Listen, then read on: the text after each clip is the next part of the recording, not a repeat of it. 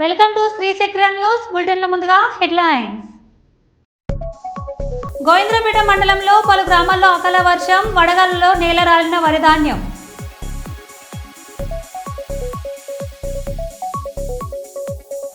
ఆగి ఉన్న లారీని కారు ఢీకొట్టిన సంఘటన పెద్దపల్లి జిల్లా సుల్తానపట్నంలో చోటు చేసుకుంది. పరకాల శాసనసభ్యులు శ్రీ రేవూరి ప్రకాష్ రెడ్డి గారి ఆధ్వర్యంలో నిర్వహించే మెగా జాబ్ మేళాకి విచ్చేసిన ఐటీ శాసనసభ వ్యవహారాల శాఖ మంత్రివర్యులు శ్రీ దుద్దిల శ్రీధర్ బాబు. ఏకవీర ఎల్లమ్మ ఆలయంను సందర్శించిన పరకాల శాసనసభ్యులు శ్రీ రేవూరి ప్రకాష్ రెడ్డి.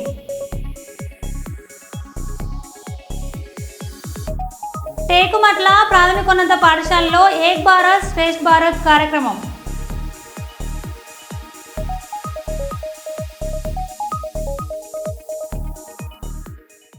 ఇక వివరాల్లోకి వెళ్తే, రంగాపురంలో 38.82 లక్షల రూపాయలతో నిర్మించిన 8 సీసీ రోడ్ల ప్రారంభోత్సవం చేసిన అనపర్తి శాసనసభ్యులు నల్లమిల్లి బిక్కువోలు మండలం రంగాపురంలో 38.82 లక్షల రూపాయలతో సీసీ రోడ్లను ప్రారంభోత్సవం చేసిన అనపర్తి శాసనసభ్యులు నల్లమిల్లి రామకృష్ణారెడ్డి. ఈ కార్యక్రమంలో అనపర్తి నియోజకవర్గం ఎన్డీఏ నాయకులు, బిక్కువోలు మండల నాయకులు, రంగాపురం గ్రామ ఎన్డీఏ నాయకులు, కార్యకర్తలు పాల్గొన్నారు.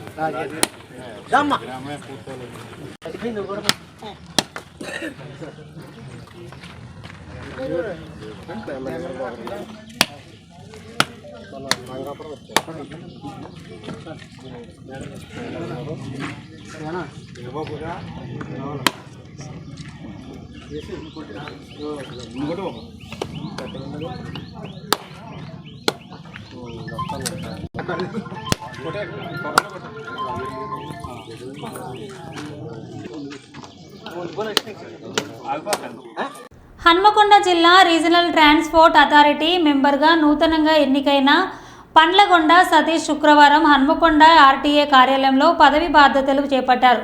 ముందుగా హన్మకొండలోని అంబేద్కర్ కాశ్య విగ్రహానికి పూలమాల వేసి అనంతరం అభిమానులతో కలిసి భారీ ర్యాలీగా ఆర్టీఏ కార్యాలయానికి చేరుకున్నారు. ఈ సందర్భంగా సతీష్ మాట్లాడుతూ, తనను నమ్మి పదవి రావడానికి సహకరించిన వరంగల్ పశ్చిమ ఎమ్మెల్యే నాయని రాజేందర్ రెడ్డి పేరు నిలిపేలా పనిచేస్తానని అన్నారు.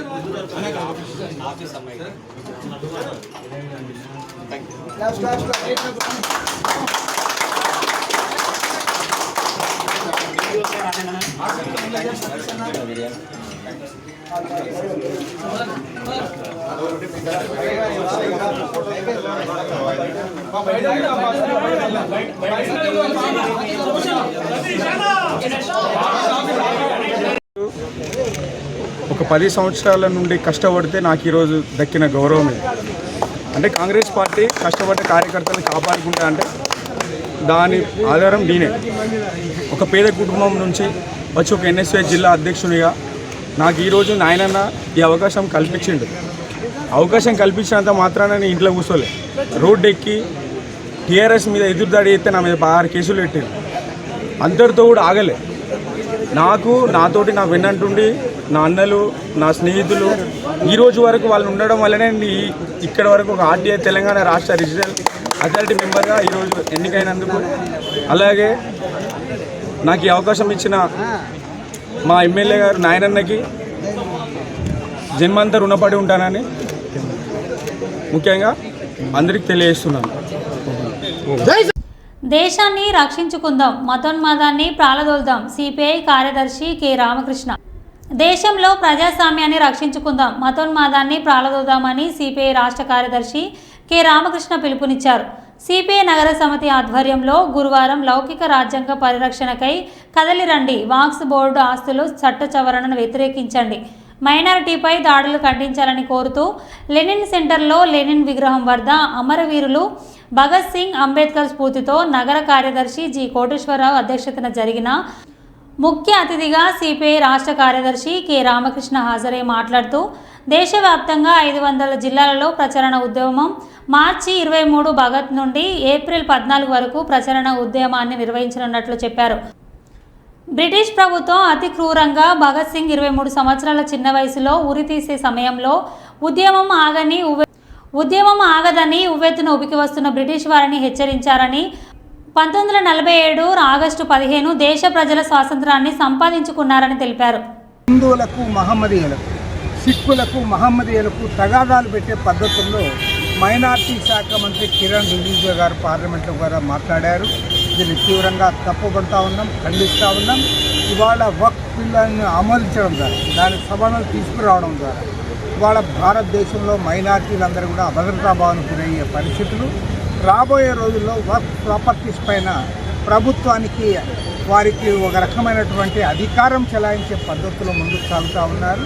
ఖచ్చితంగా భవిష్యత్తులో క్రిస్టియన్ ప్రాపర్టీస్ పైన, దేవాలయాల ప్రాపర్టీస్ పైన కూడా ప్రభుత్వమే పెత్తనం చెలాయించే రోజులు ఎంతో దూరంలో లేవు. ఖచ్చితంగా ఆ రకంగా ఈ ప్రభుత్వం ముందుకు సాగుతూ ఉంది.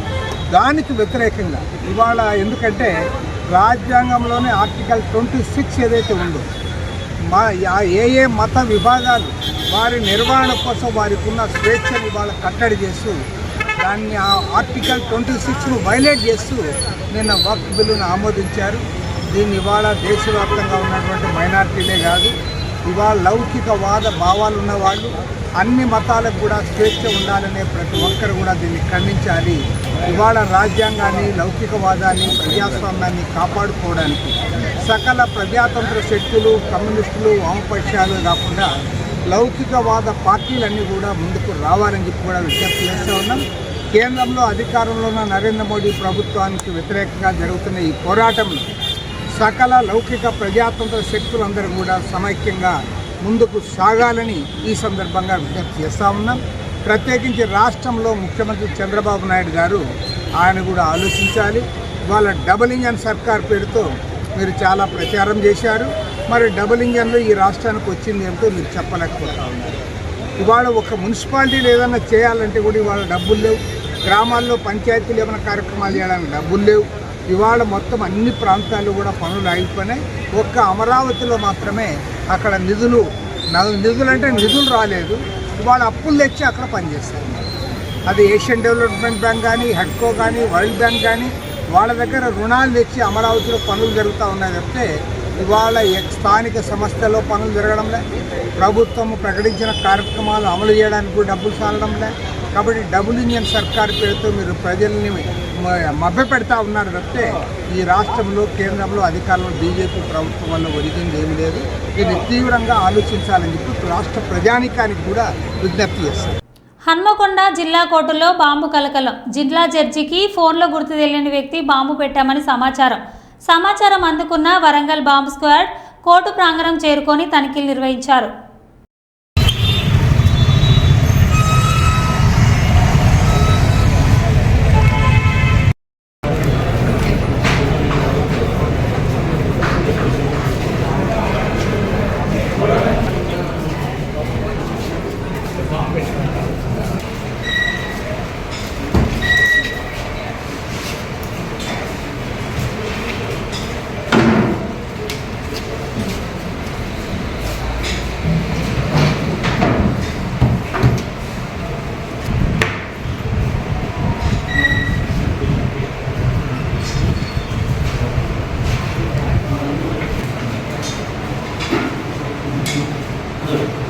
ఈ బ్యాగ్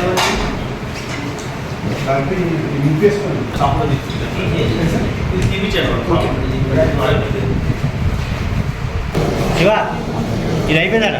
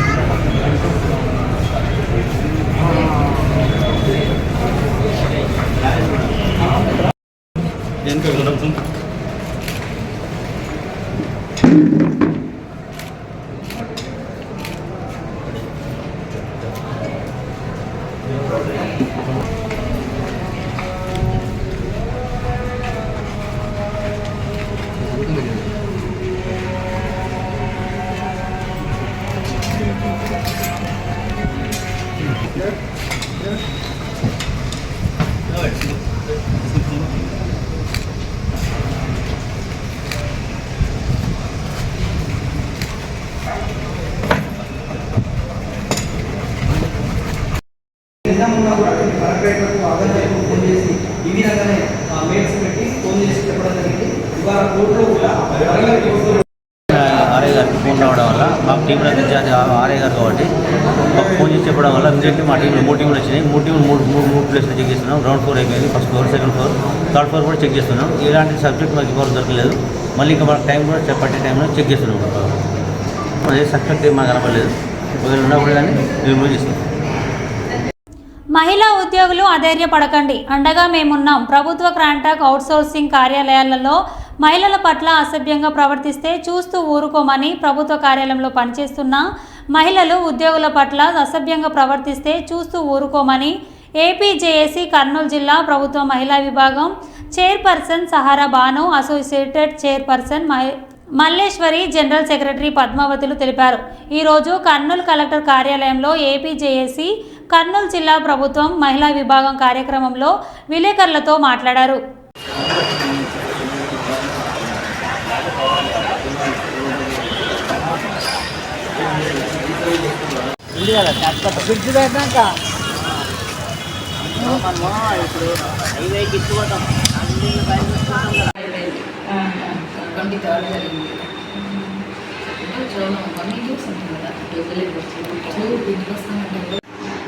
అందరికీ నమస్కారము. నేను Kurnool district APJAC women wing చైర్పర్సన్ని. సహారా బాను నా పేరు. నేను డిప్యూటీ తహసీల్దారు. విమెన్స్ కోసము సపరేట్గా ఒక వింగ్ ఉంటే బాగుంటుంది, వీళ్ళ సమస్యలు ఏదైనా విమెన్స్ సాల్వ్ చేసుకుంటారు అనే ఉద్దేశంతో మా రాష్ట్ర నాయకులు శ్రీ బొప్పరాజు గారు ఈ ఉమెన్ వింగ్ని ఏర్పాటు చేయడం జరిగినది. ఇంకోటి ఇప్పుడు ఈ విషయం ఇప్పుడు చెప్పే విషయం ఏమంటే, ప్రభుత్వ కార్యాలయాల్లో ఏదైనా సరే, ఏ డిపార్ట్మెంట్ అయినా సరే, ప్రభుత్వ కార్యాలయాల్లో పనిచేసే మహిళా ఉద్యోగినీలు అంటే గవర్నమెంట్ కావచ్చు, అవుట్సోర్సింగ్ కావచ్చు, ప్రైవేట్ కావచ్చు, ఎవరైనా కూడా వాళ్ళ ఆఫీసర్లు అంటే ఏదైనా వేరే వేధింపులు అలాంటివి ఏదైనా వాళ్ళకి అనిపిస్తే, వాళ్ళు ఎంత రాత్రి అయినా కూడా, రాత్రి పగలు ఏది మేము చూడాల్సిన అవసరం లేదు. ఈ టైంలో వెళ్తే ఎట్లా వాళ్ళు మనల్ని అప్రోచ్ అవ్వనిస్తారో అవ్వనివ్వరో అనే ఉద్దేశం పెట్టుకోవాల్సిన అవసరం లేదు. వాళ్ళు ఎప్పుడైనా వచ్చి మా దగ్గర,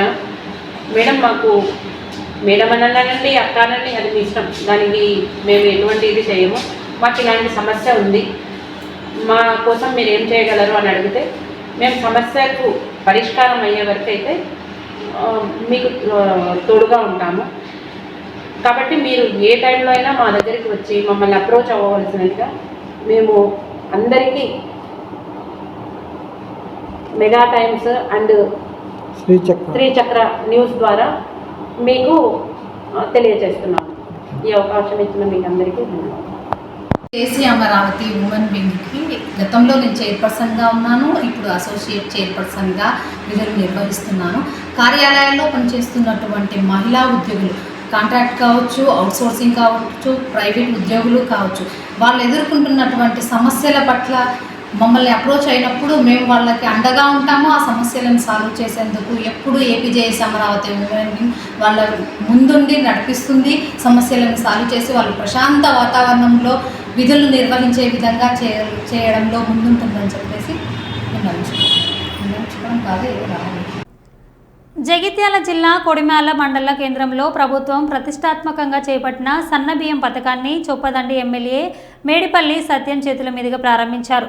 మరియు కళ్యాణ్ లక్ష్మి చెక్కులను ఎమ్మెల్యే అందించారు. ఈ సందర్భంగా ఎమ్మెల్యే మాట్లాడుతూ 8 కేంద్ర పాలిత ప్రాంతాల్లో ఎక్కడ లేని విధంగా తెలంగాణ రాష్ట్రంలో ఒక విప్లవాత్మకమైన నిర్ణయం, సాహసోపేతమైన నిర్ణయం ఈ సన్నపు బియ్యం పంచే కార్యక్రమం అని అన్నారు.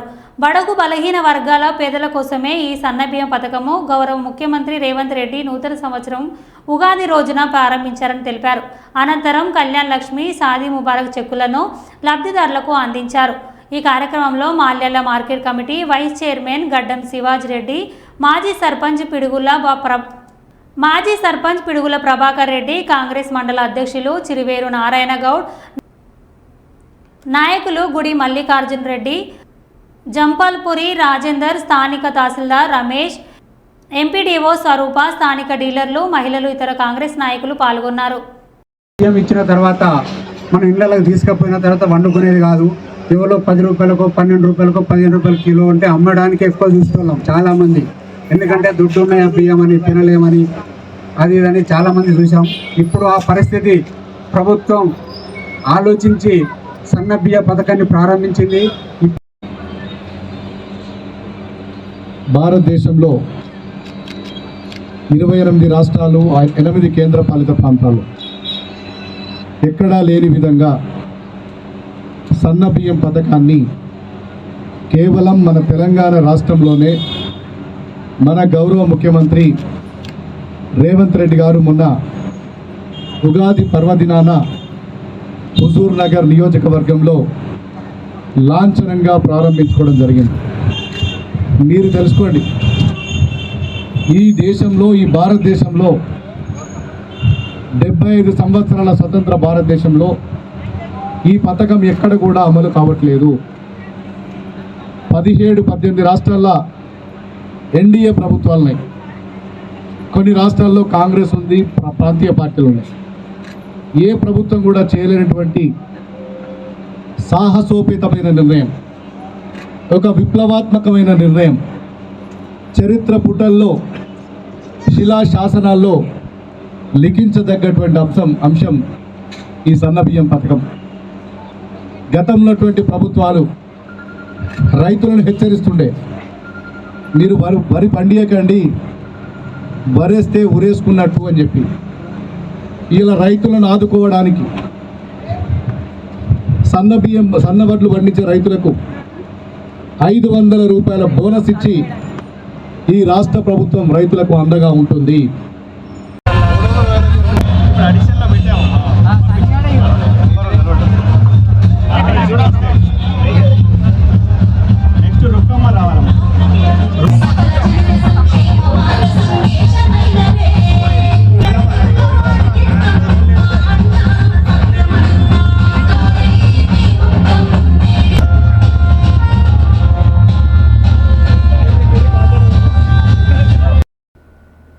ములుగు జిల్లా గోవిందరావుపేట మండలంలో పలు గ్రామాల్లో అకాల వర్షాలు, వడగాళ్లతో నేలరాలిన వరిధాన్యం. పస్రా, కర్లపల్లి, చంద్రుతండ, లక్ష్మీపుర గ్రామాల్లో పంట నష్టం. దాదాపు 50 ఎకరాల్లో పంట నేలవాలి, పంట నష్టం జరిగిందంటున్న రైతులు.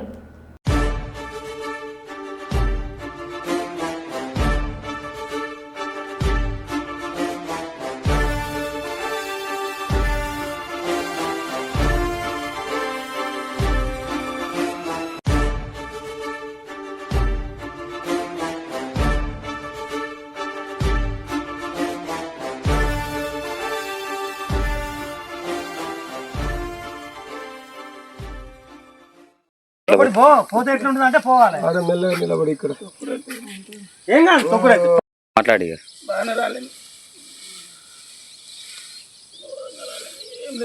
కాలింది ఎందుకుంటే సుకాష్ పడ్డ మిషన్ ఎట్లకి వస్తాడు దీన్ని అసలు మిషన్ అంటే లేబర్కి బాగా రాలుతాయి. ఇక అక్కడికి వెళ్ళి ఇక్కడికి ఎదురుగా పోతే రాలుతాయి, ఎట్లా ఎట్లా పోతాడు మరి ఇటు అడ్డమే కోపియాలి నిజంగానే. ఇట్లా గొలుసులు పోకుండా ఏం కూర్చోడానికి కాదు కానీ ఇప్పుడు మన ఏరియాకి పోయినా నష్టపరిహారం కట్టియాలి. ఇప్పుడు అది ఎవరైనా కానీ అది తక్కువ మనమే పోయినాయి ఎక్కడెక్కడ చూసిపోయినా మన ఏరియా పోయిన ఏరియాలకు 100% 90% కాదు, 100% ఆగం చేసుడు రైతులను జనాలు ఒకడన్నా రైతు గురించి మొత్తం పడిపోయింది. ఇక ఇది ఉన్నదా ఇలా ఏం ఒక గింజ కూడా కాదు కానీ నోట్లోకి వచ్చిన పంట ఆగం అయిపోయాయి. గద్దొచ్చి కొడిపిల్ల కొద్దిసేపట్లో మామూలుగా వస్తాయి కదా అనుకుంటే చూసేయాలి. లేని చూసిపోయిన దానికి చూసి ఎంత బతుకు ఏం బతుకు అయిపోయాను అంత చూసిలో గద్దొచ్చి కొడిపిల్ల కొట్టుకున్నట్టు అయిపోయి గుడ్లు ఏం లేకుండా ఆడిపోయినాయి. బాధపడితే బాగా కూడా తిద్దు ఏం లాభం ఇది పంట అంత ఆగం అయిపోయాయి. వ్యవసాయం చేసుకోవాలి చేయకపోతే నోట్లోకి వచ్చిన పాట ఆగం అయిపోయినాయి కదా. ఇది ఆగం చేసుకున్నట్టు అయిపోయింది కథ. ఇది ఒక్క ఆగం చేసింది చల్లగా ఉండాలి. రైతుకు ఏడుపు తప్ప దిక్కు. ఇక రైతులు ఆత్మహత్య చేసుకోవడం కారణం ఏంటంటే రైతు దీంతో చేసి రైతుకి ఎవరు ఆదుకుంటారు ఉన్న గవర్నమెంట్ ఎట్లా పాడవుతుంది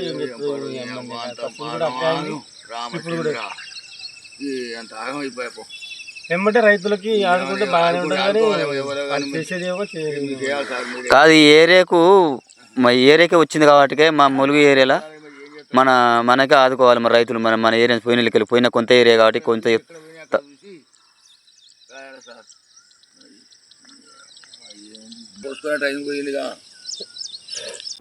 అకాల వర్షాల వల్ల నష్టపోయిన రైతులకు అండగా ఉంటామని హామీ ఇచ్చిన మంత్రి సీతక్క. నష్టపోయిన ప్రతి రైతుకు నష్టపరిహారం అందిస్తాం. వర్షాల వల్ల తడిసిన ప్రతి గింజను ప్రభుత్వమే కొనుగోలు చేస్తోంది.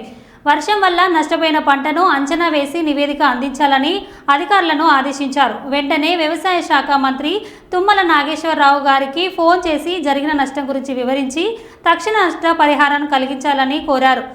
రైతులు ఆందోళన చెందవలసిన అవసరం లేదు. జరిగిన పంట నష్టానికి నష్టపరిహారం అందిస్తాం. తడిసిన ధాన్యాన్ని కొనుగోలు చేస్తామన్నారు. ఇది మన పడుగు మన అది బల్ల మీద కొట్టి రాసులు అనుకుంటారని మేము అది పట్టుకొని వస్తే దుసుకొని వచ్చిరని పడతానే తీసుకొని వచ్చినాం మాట ఎట్లా అనిపిస్తుంది అని చూడండి. ఏరియా మొత్తం ఇంకా ఎక్కువ బాగా కర్లపల్లి వరకు మన ఏరియా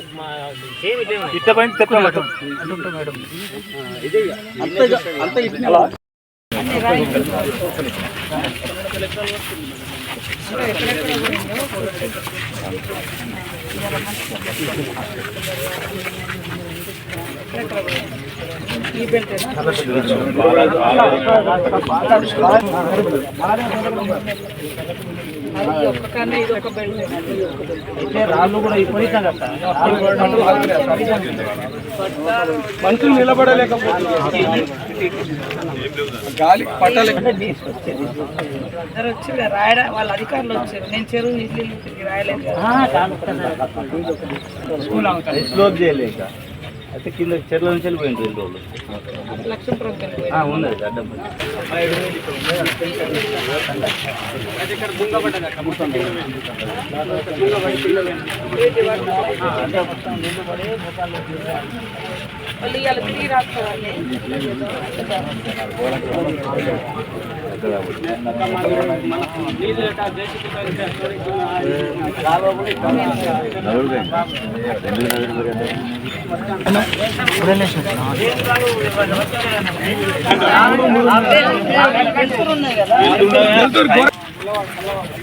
లక్ష్మీపురం అంటే ఇటు ముందుకు రండి ముందుకు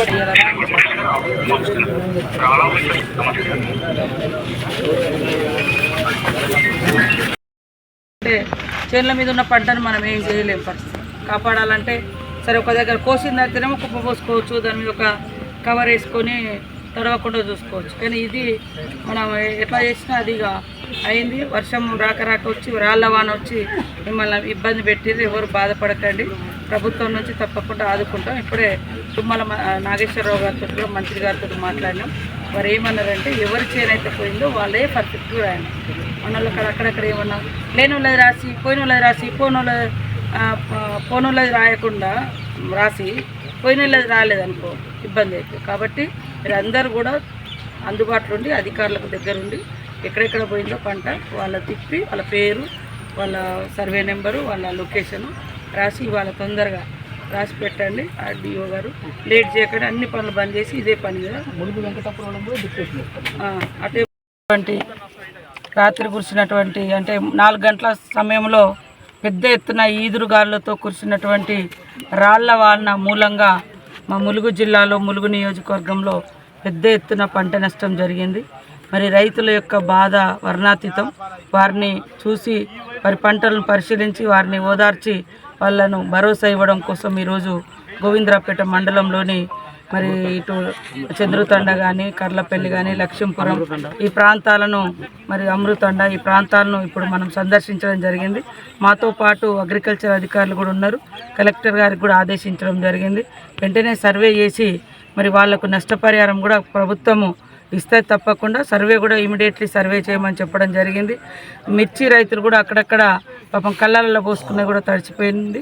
అదేవిధంగా పెద్ద ఎత్తున పంట నష్టం, ముఖ్యంగా మరి వరి నష్టం అనేది ఈ ప్రాంతంలో జరిగింది. కోతకొచ్చినటువంటి పంట కోసుకునే టైంలో ఇంకా 2-3 రోజులైతే ఇండ్లలోకి వచ్చే ధాన్యం మొత్తం కూడా మరి నీళ్ల పాలైపోయింది.